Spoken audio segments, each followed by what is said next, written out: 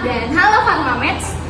Kami dari Farmakoterapi 3 kelompok 1 akan menjelaskan mengenai gepirone dan perbandingannya dengan buspirone.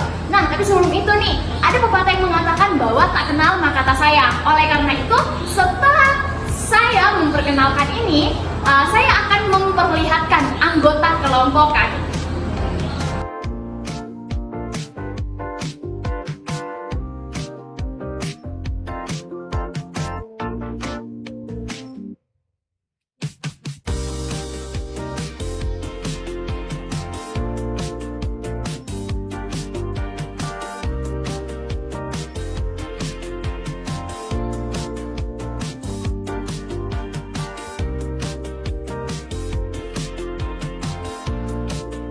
Nah, itu dia anggota kelompok kami.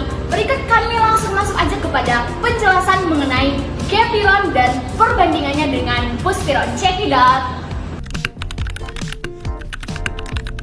Pertama ada gepirone. Gepirone ini biasanya dipasarkan sebagai Exua, yaitu agonis reseptor 5-HT1A. Mekanisme kerja dari gepirone itu sendiri yaitu dengan meningkatkan aktivitas serotonin di otak dengan merangsang reseptor 5-HT1A yang mengarah pada efek antidepresan. Ini terkait dengan patofisiologisnya, yaitu yang sering melibatkan disregulasi sistem serotonin.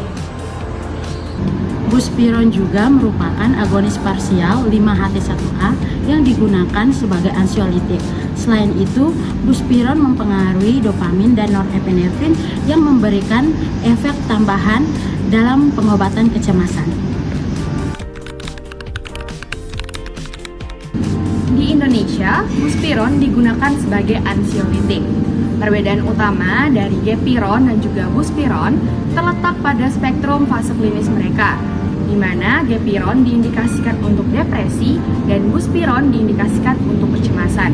Selain itu, perbedaannya terletak pada afinitas dan juga selektivitas, di mana gepirone memiliki selektivitas terhadap reseptor 5-HT1A yang selektif dibandingkan dengan buspirone.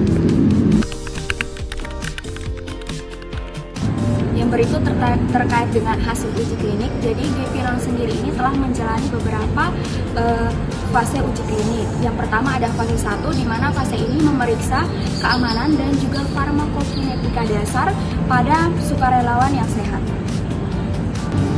Oke, yang berikutnya fase 2. Fase 2 ini dimana menilai efektivitas awal pada pasien dengan MDD atau Major Depressive Disorder, di mana terjadi penurunan signifikan pada skor HAMD 17. Kemudian fase 3, beberapa studi memberikan hasil yang beragam, sementara beberapa menunjukkan efektivitas dan lainnya tidak signifikan. Akhirnya, FDA menyetujui gepirone setelah menimbang data dari berbagai studi, termasuk analisis pasca hoc yang mendukung efektivitasnya pada subpopulasi tertentu dari pasien MDD.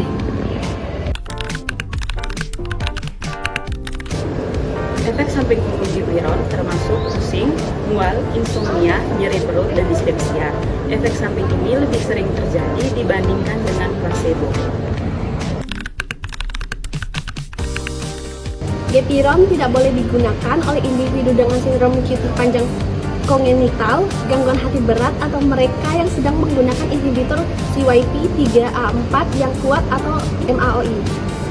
Toksisitas pada kehamilan juga menjadi perhatian dengan bukti yang menunjukkan efek buruk pada perkembangan embrio pada dosis tinggi dalam studi hewan.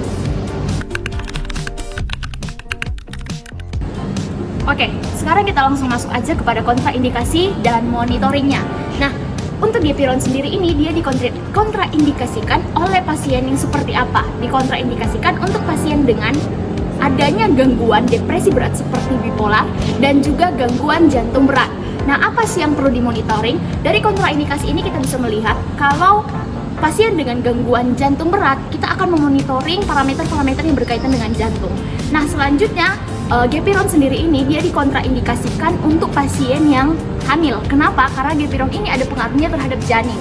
Oleh karena itu, ibu hamil yang terkena MDD itu harus dimonitoring penggunaan gepironnya oleh para ahli medis yang dimana untuk melihat adanya efek dari antidepresan gepiron yang digunakan. Jadi kesimpulannya ialah gepiron menawarkan pilihan baru untuk pengobatan MDD dengan mekanisme kerja yang berbeda dari antidepresan tradisional. Meskipun memiliki beberapa efek samping dan kontraindikasi, bukti klinisnya itu menunjukkan bahwa gepiron efektif pada subpopulasi tertentu dari pasien dengan depresi.